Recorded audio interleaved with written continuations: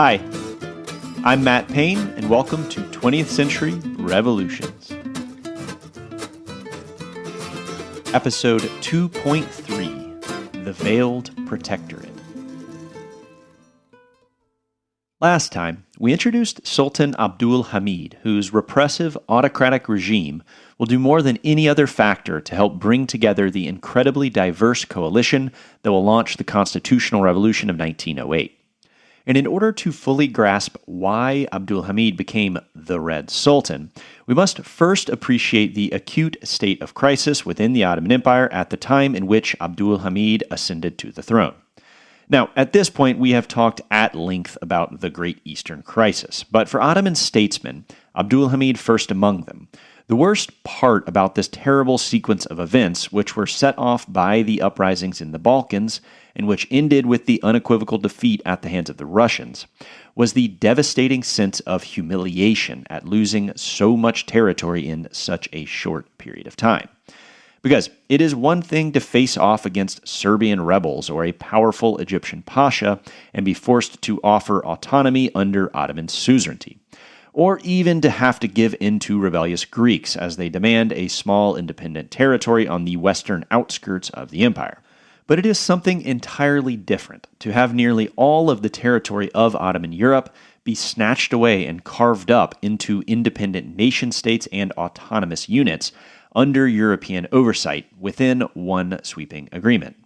And I will say it again, we cannot overstate the importance of this national humiliation suffered by the Ottomans at the Congress of Berlin. Because in addition to being forced to grant independence to Romania, Montenegro, and Serbia, the Ottomans also had to offer autonomy to very central parts of the empire, such as Bulgaria. And possibly worst of all, the territories encompassing the southern Balkans, Macedonia and Thrace, were now placed under the oversight of the great powers. And then on top of all of these losses in Europe, large chunks of the Ottoman heartland in Anatolia were fully annexed into the Russian Empire, and the 6 Armenian provinces, which were also in Anatolia, were similarly placed under the scrutiny of the great powers. So, Eastern Anatolia, Macedonia, Thrace. These territories were not far-off backwaters like Serbia, Romania, or Greece. These had long been central parts of the Ottoman Empire, and having them placed under great power surveillance was an incredibly humiliating affront to the proud Ottomans. And as we will see over the next few episodes, these humiliations will continue as the Ottomans' former allies, Great Britain and France, will treacherously turn against them in their greatest time of need. And instead of continuing their long-established policy of ensuring the territorial integrity of the Ottoman Empire, the British and the French will use Ottoman weakness to occupy huge areas of territory in North Africa and in the Mediterranean. So, just as the Ottomans were left with only a tiny amount of territory in Europe in the wake of the Congress of Berlin, after these foreign occupations by the British and the French, the Ottomans will similarly only retain direct control over the remote province of Libya, with the other regions of Ottoman North Africa, including Egypt, the Sudan, Tunisia, and Algeria, either being occupied by British or French forces or having their finances and government administrations taken over by foreign officials who will come to drive the policies of these regions from behind the scenes. So, to tell this story of British and French occupation of Ottoman lands, today we are heading back down to Egypt. And our last 2 episodes, which directly covered events in Ottoman Egypt, were episodes 1.9 and 1.10, which trace the rise of the great Pasha, Muhammad Ali. So if you have some extra time on your hands, by all means, go back and listen to those 2 episodes.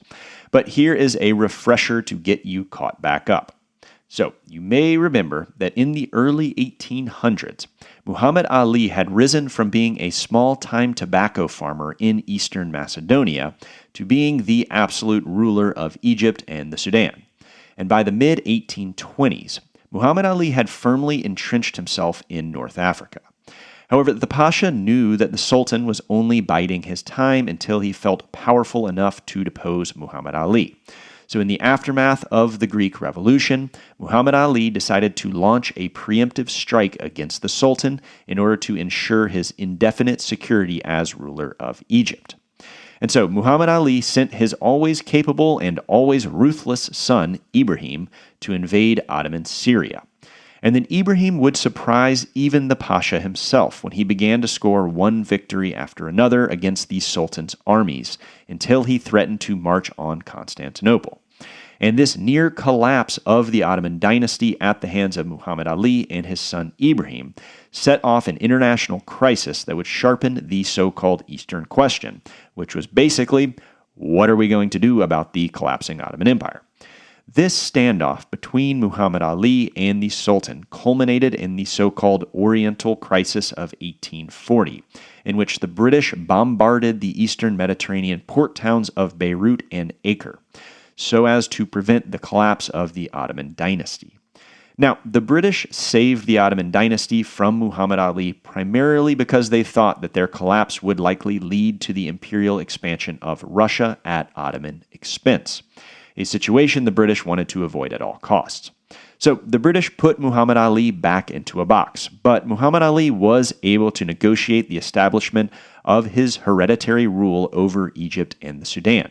And this meant Egypt was now a fully autonomous province under the Muhammad Ali dynasty. And though Egypt did importantly still remain under nominal Ottoman suzerainty, the rulers of Egypt would be transformed from being mere pashas, and they would come to be called khedive, a more elevated title meaning in Persian something like lord or viceroy, which befitted their now more elevated position. So, over the following 10 years, Khedive Muhammad Ali would solidify his firm control over Egypt and the Sudan. Though it should be said that for everyday Egyptian peasants, life under Muhammad Ali proved in many ways to be a good deal worse than it had been under the Ottomans. And this was because Muhammad Ali imposed a level of direct control over the lives of everyday people in a pretty unprecedented way. And he would conscript many Egyptian peasants into his army and navy, as well as into huge labor gangs who would be forced to construct large public works projects for zero pay. So while this new powerful Khedivate of Egypt, as it would come to be called, did lead to the modernization of many different areas of Egyptian life and contributed to Muhammad Ali's legacy as the founder of modern Egypt, the Khedive's modernization came at the cost of a highly exploited peasantry. By 1848, after having ruled for close to 50 years, Muhammad Ali was very old and very senile. And so his son Ibrahim, who had long been his father's right-hand man and by far his most accomplished military general, asked his father to give up his throne and allow him to carry on his rule. And Muhammad Ali acceded to these demands, and Ibrahim took over as Khedive of Egypt and the Sudan in March of 1848. However, when Ibrahim took over the throne, he was already suffering from symptoms of tuberculosis, and so his rule would only last a mere 8 months. And in November 1848, Ibrahim would succumb to his illness, and he would actually die even before his senile father had passed away. But then 1 year later, Muhammad Ali, who had ruled Egypt for over half a century, would then follow his son and die in August of 1849. So, just like that, by far the two most powerful leaders of Egypt and the Sudan died within a year of each other, leaving Muhammad Ali's grandson, Abbas Hilmi, in control of the dynasty. Now, Abbas had always been a bit of a playboy, and he would prove to be fairly uninterested in running the government.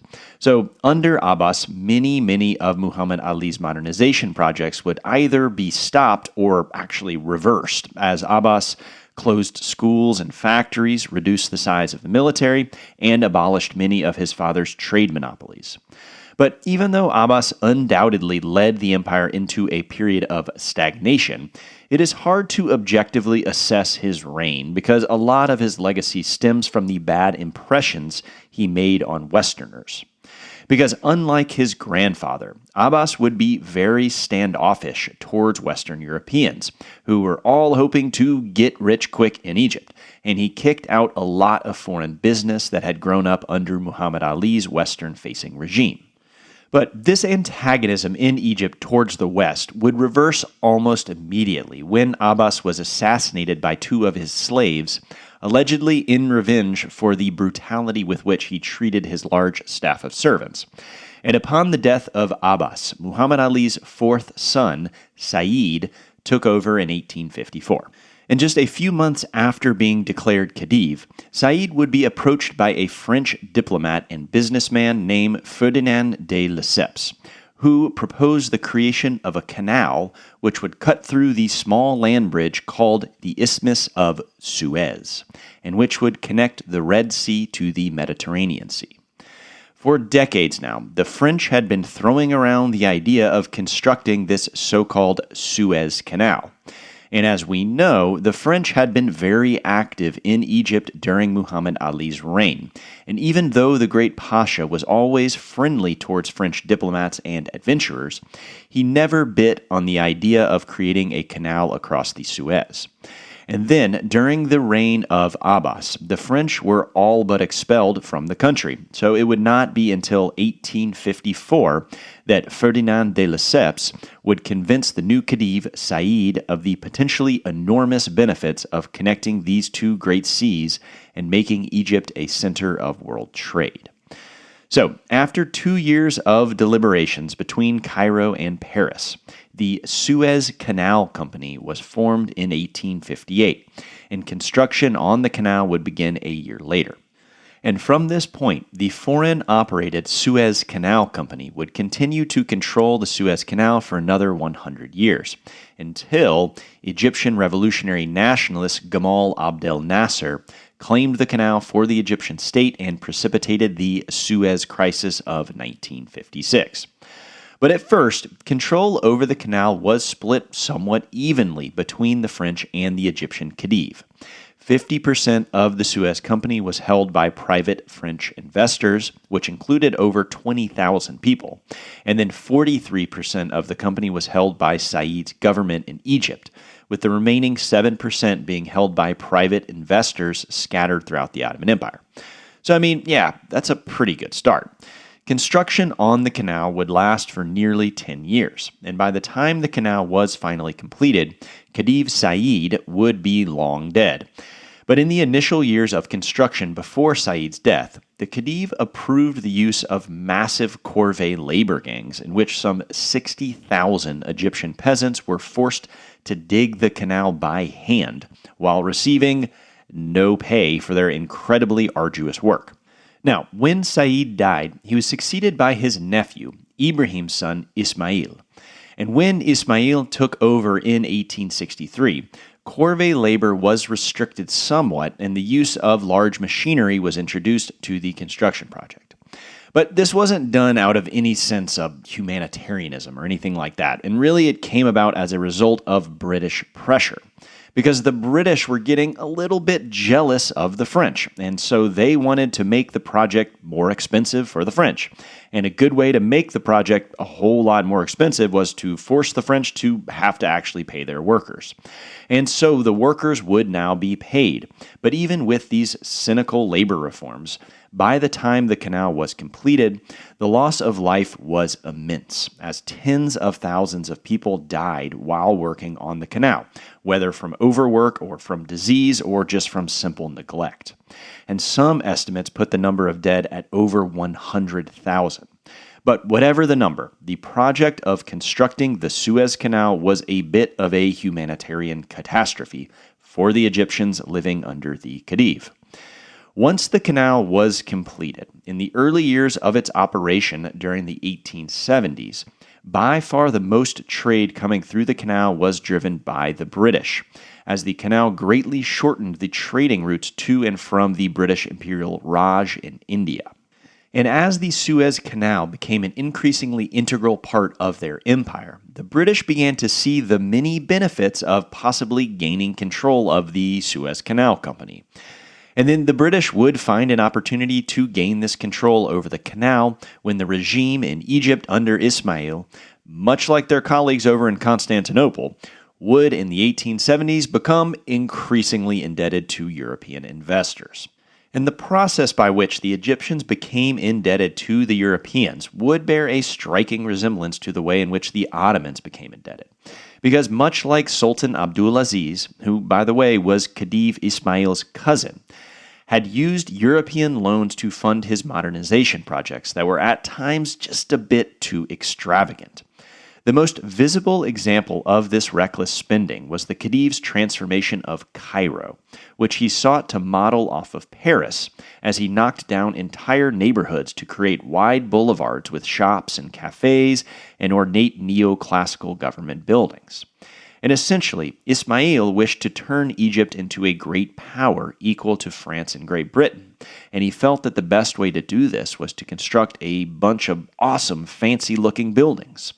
But the trouble was, while he was busy imitating the British and the French by turning Cairo into the Paris of Egypt, he was paying for all of this construction by using British and French loans.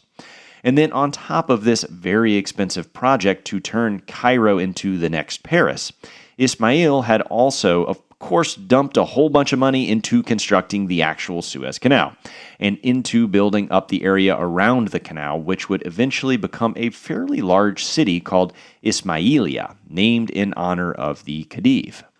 And finally, all of this extravagant spending was then compounded when Ismail launched a very costly and very unsuccessful war of conquest against Ethiopia. Because, as you can probably tell, Ismail saw himself as the successor to his grandfather, Muhammad Ali, and his father, Ibrahim, and so he sought to continue his grandfather's modernization of the country's infrastructure and his father's conquests of far-off lands. But again, the trouble with this plan was that he had no money to do these sorts of grand projects. So, as a result of this reckless spending, the national debt of Egypt rose nearly 1,000% during the course of Ismail's reign. And by 1875, Ismail found himself in a bit of a quandary that was, again, quite similar to that of his cousin Sultan Abdulaziz.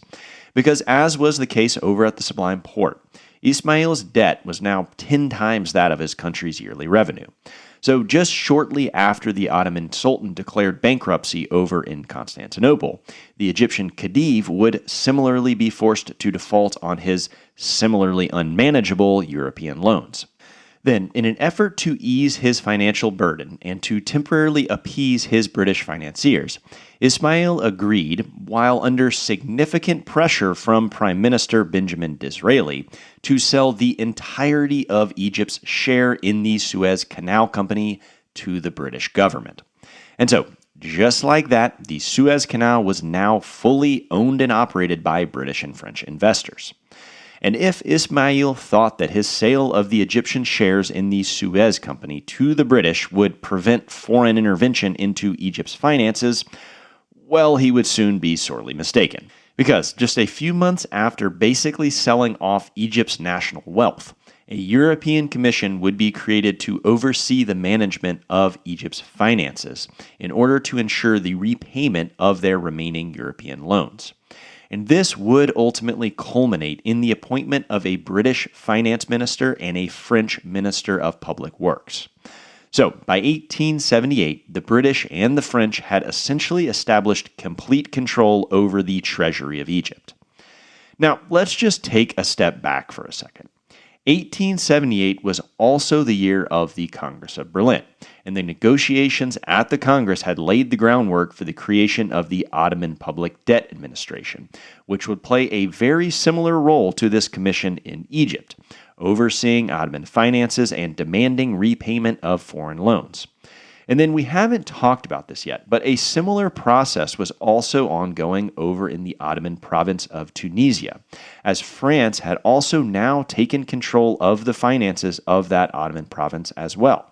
So what we are seeing here is a widespread phenomenon in which the finances of the Ottoman Empire were becoming increasingly under the control of British and French officials.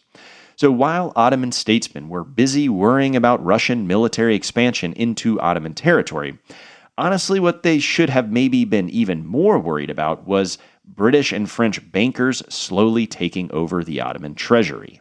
But as we talked about during our episode on the Great Eastern Crisis, the European seizure of Ottoman finances would not go down without a fair amount of resistance. And in Constantinople, this European meddling had led to large demonstrations protesting the growing influence of foreigners. And there would be similar resistance seen in Egypt.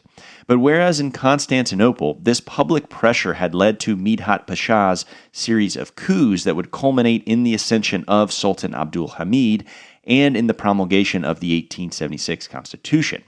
In Cairo, the public outcry against foreign influence would transform into a full-blown insurrection.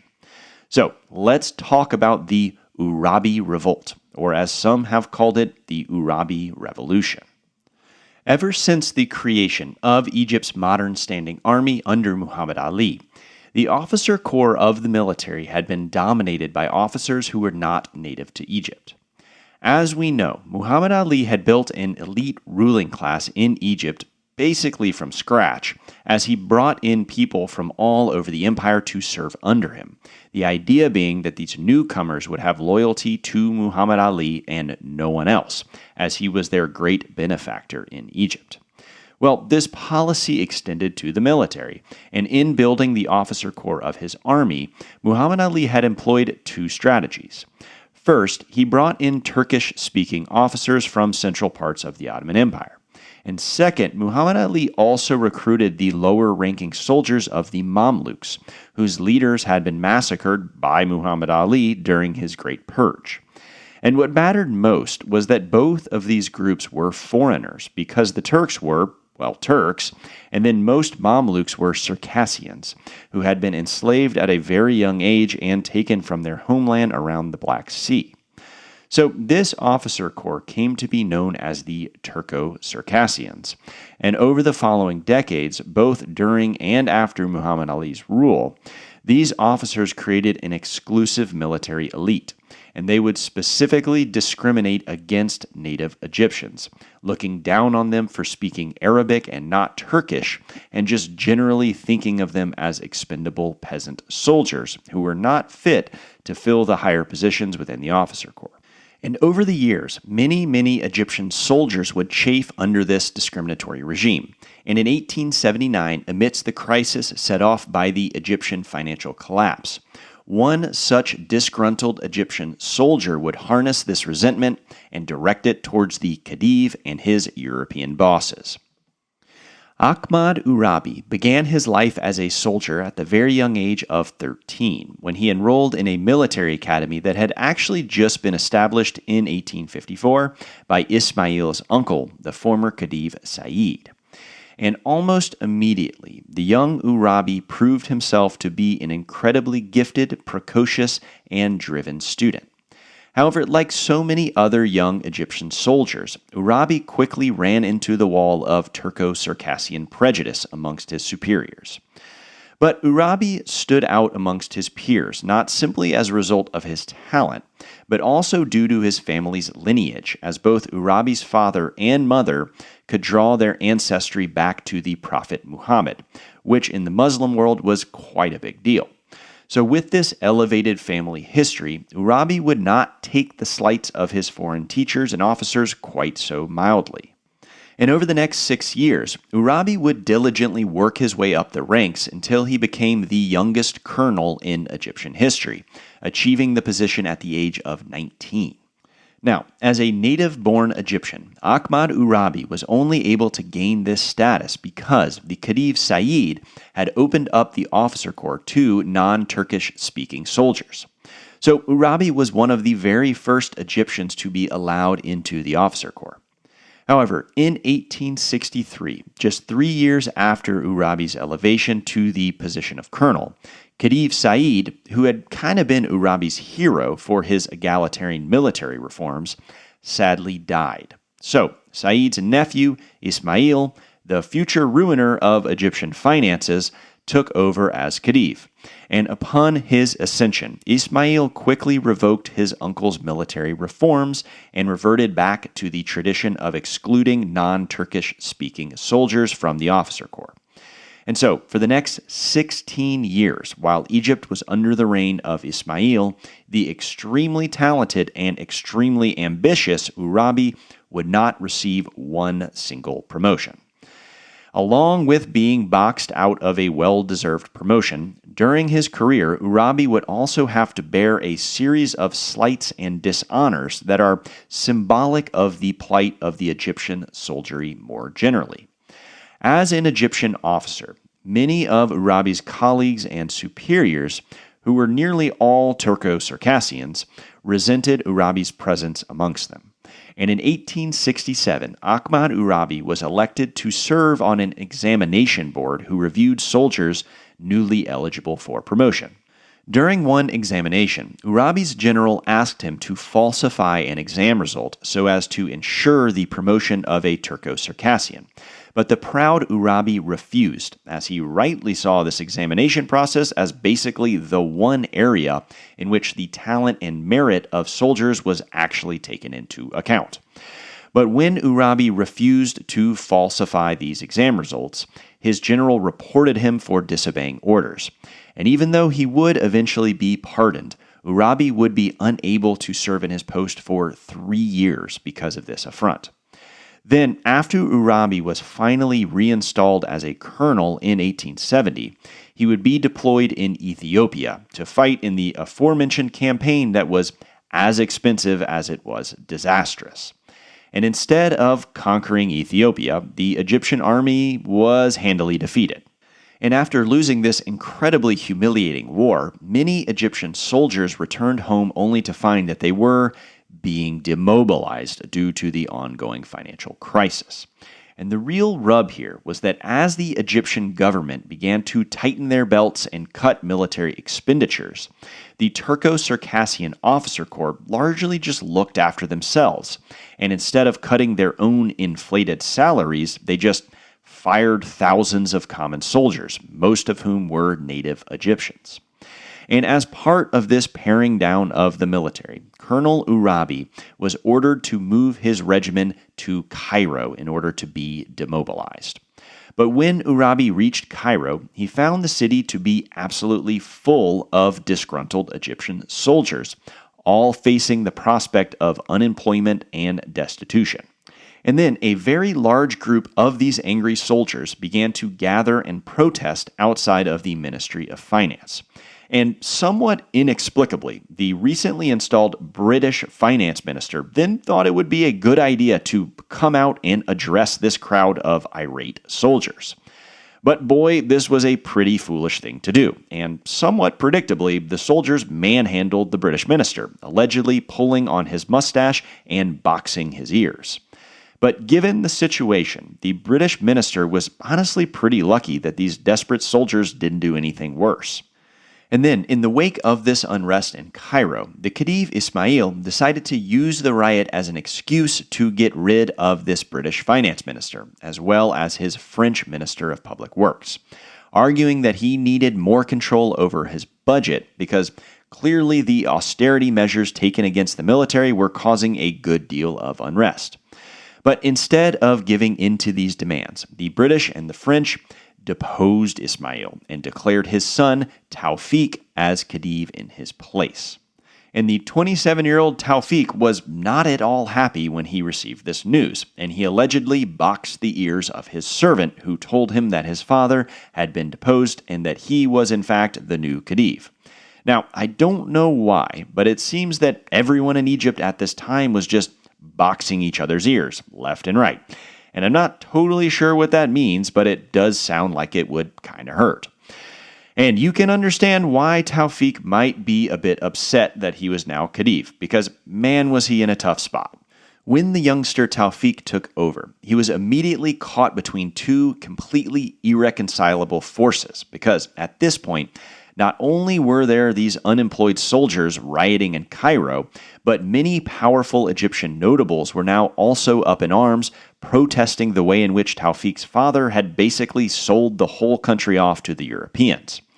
And this was not idle chatter to an absolute monarch, because Ismail had previously established a popularly elected council of advisors. that basically acted as a pseudo-parliament in Egypt. And even though this council had always been limited in its powers, now that the young and hesitant Tawfiq was Khedive, the notables would use this council as a platform through which to threaten and badger the new Egyptian leader, hoping to force him to enact reforms and to stand up to these bossy British and French ministers. But I mean, the dude's father had literally just been deposed when he tried to stand up to the Europeans.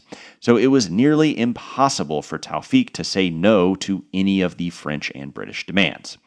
But even though the Egyptian notables were up in arms, it would ultimately be the demobilized soldiers who would bring events to a head. So after the Cairo riot and the resulting deposition of Khedive Ismail, things sort of just simmered for a year or so, mainly because the soldiers thought that maybe Tawfiq would prove to be friendlier to the native-born Egyptians than his dad had been. But boy oh boy, this was not the case at all. And in January of 1881, the small handful of Egyptian officers who had been able to enter military leadership, like Ahmad Urabi, began to be fired and replaced with Turco-Circassians. And to these Egyptian officers, this appeared to be a deliberate effort to turn back the clock to before Said's reforms, when there were only Turco-Circassian officers. And when Urabi heard about these developments, he decided to take action. So Urabi and a few of his colleagues presented the Khedive Tawfiq with a petition that had three primary demands. First, they asked for a reversal of the decision to cut the size of the military and demanded that the ministry reemploy those Egyptian soldiers who had been demobilized. Second, they requested that the examination board be reformed so that promotions would be awarded based on merit alone, without prejudice against one's ethnicity or religion. And third, they demanded the appointment of a native-born Egyptian as Minister of War.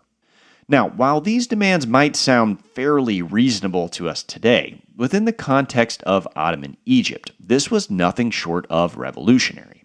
Native-born Egyptians had been at the bottom of society for centuries, first under the tyranny of the Circassian Mamluks, and then under the Ottomans. So, with Urabi basically trying to turn the world upside down, Khedive Tawfiq immediately called for the arrest of Urabi and his colleagues. And then after they were detained, apparently Urabi and his comrades, while being transported to their prison cells, were taunted by a throng of Turco-Circassian officers who derided them as peasants and fruit pickers. Well, the Turco-Circassians could taunt Urabi all they liked, but that didn't change the fact that at this point, Urabi was incredibly popular amongst the native-born Egyptian soldiers. And so his arrest would set off a mutiny. Shortly after Urabi's arrest, multiple units of the Khedive's own guard stormed the Ministry of War, forcing the ministers and Turco-Circassian officers to flee and then liberating Urabi and his comrades from their prison cells. Then, a mass of soldiers led a demonstration down to the Khedive's palace where they forced Tawfiq to dismiss the Circassian Minister of War and to initiate their requested military reforms, now with the additional demand of an increase in pay for Egyptian soldiers. In the aftermath of this insurrection, Urabi and his fellow Egyptian officers joined forces with the disgruntled Egyptian notables, who had been lobbying the Khedive from the popularly elected Council of Advisors. And this coalition then began to recruit urban elites, rural landholders, journalists, and religious scholars. And this diverse group would thereafter declare themselves as the National Party.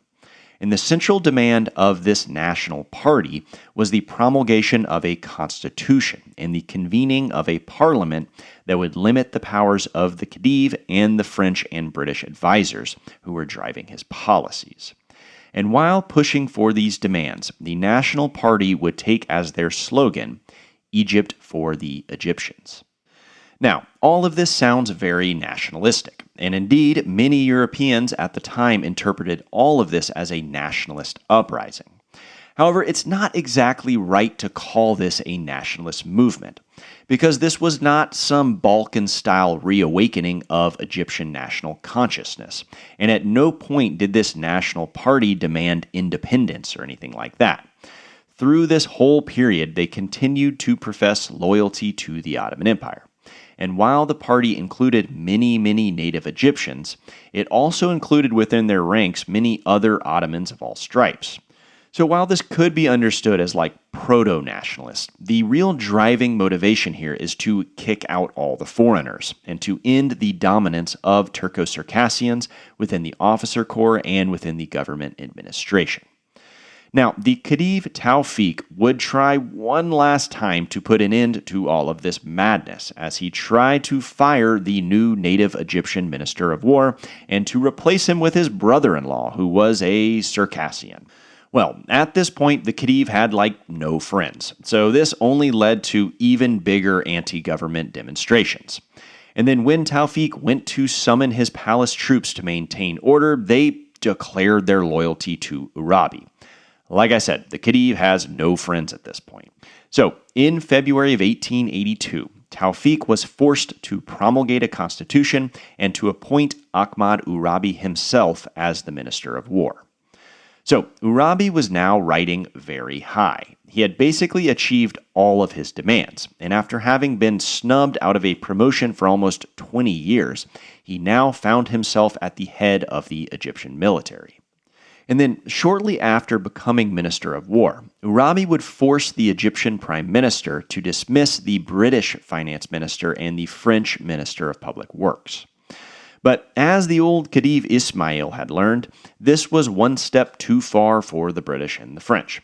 And even though this was not a nationalistic effort to declare an independent Egypt, this is certainly how both the French and the British interpreted these events. And the emergence of an independent Egypt would insert a level of uncertainty within the functioning of the global empires of both the British and the French, and that was something they simply could not tolerate.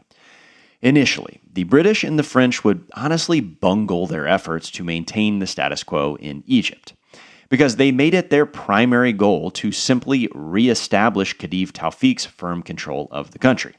But like I said, Tawfiq had zero friends at this point, and everything that the French and the British did to support him only increased his unpopularity, as it confirmed everyone's suspicions that Tawfiq was just a stooge of the Europeans.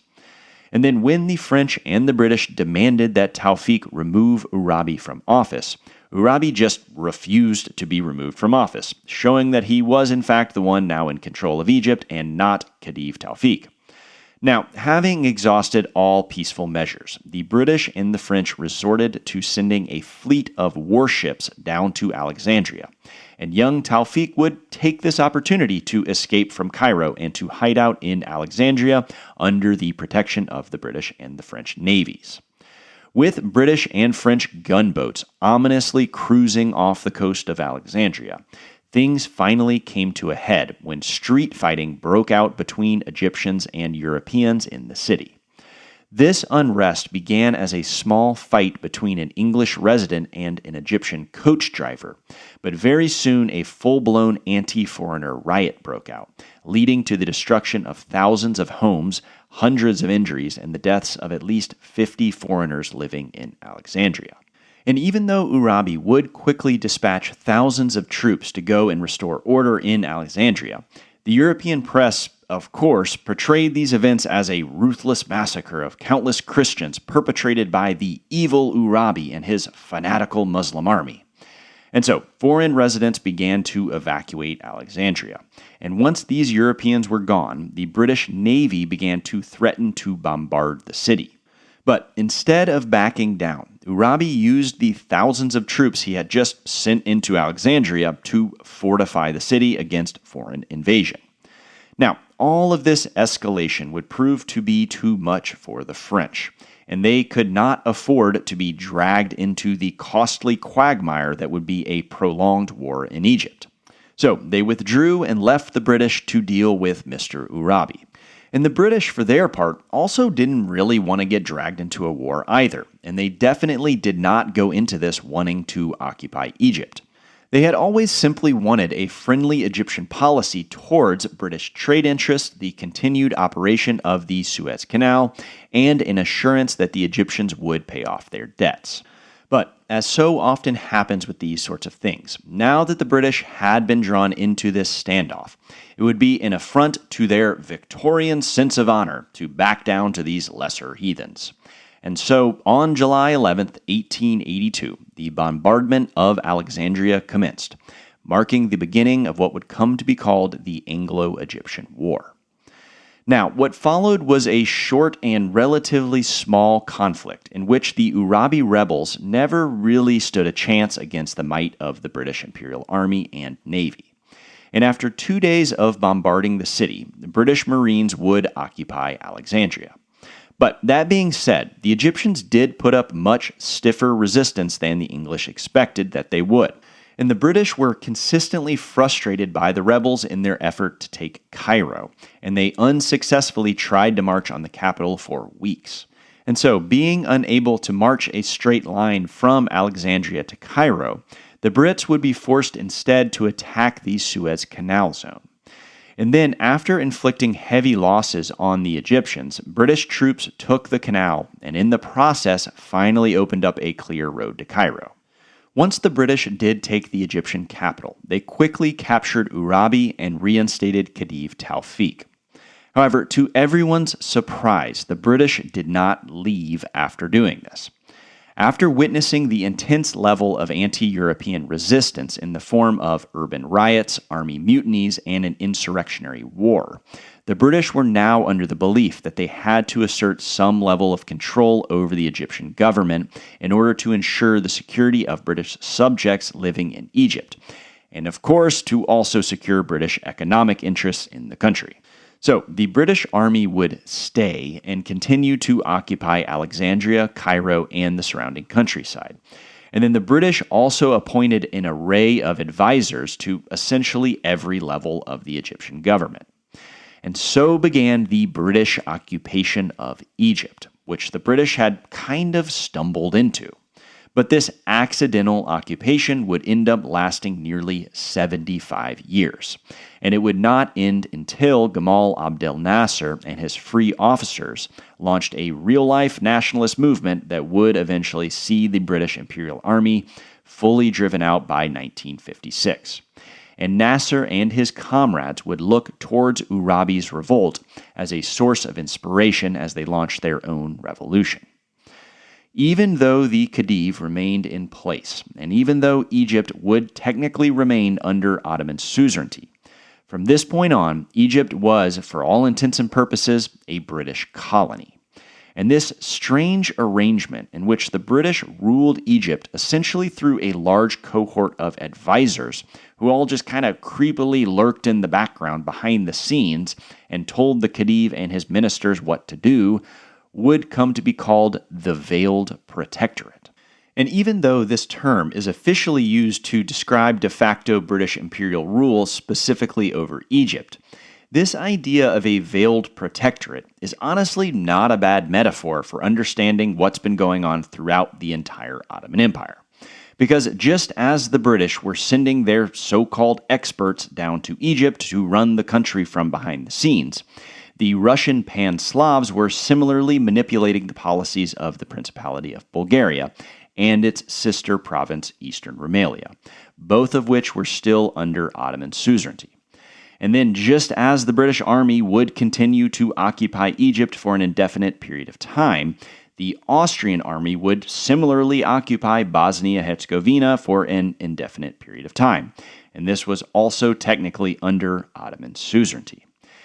And then this is not even to mention the fact that the French had basically done the exact same thing in Ottoman Tunisia that the British had done in Ottoman Egypt.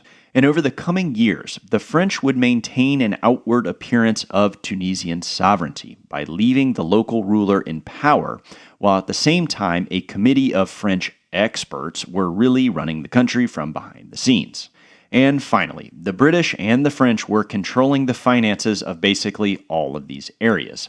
And in Tunis, Cairo, and Constantinople, international commissions were now fully in control of the national treasury.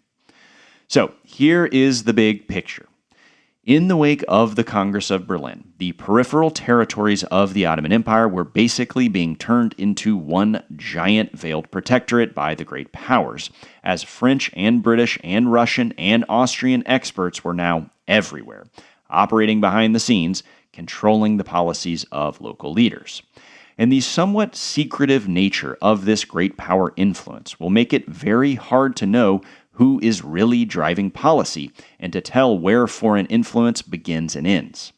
And this will introduce a level of paranoia and secrecy that will infect the Ottoman Empire in the years leading up to the 1908 revolution.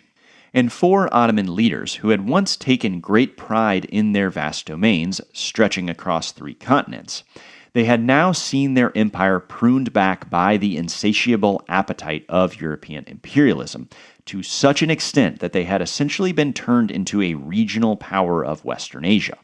And then to make matters worse, the great powers who were most directly responsible for this loss of territory and influence in North Africa were not the Russians or even the Austrians, but the British and the French, who had long professed a policy of maintaining the territorial integrity of the Ottoman Empire. So, with the loss of Algeria, Tunisia, Egypt, and the Sudan to the British and the French, it was now clear that all of this had just been empty words, and France and Great Britain were a bunch of two-faced bastards who had only backed the Ottomans because it happened to temporarily fit with their goal of checking Russian expansion. In short, the Ottomans now believed that the Western Europeans simply could not be trusted, and that they would have to do everything in their power to cling on to the little territory that was still under their direct control in Anatolia, the Middle East, Thrace, Macedonia, and Libya. And as we will see, what this will mean for young, proud junior army officers of the Ottoman Third Army is that if the Sultan and his government could not prevent the great powers from prying away Macedonia, the territory that they called home, it might just require a revolution in order to save the empire from itself.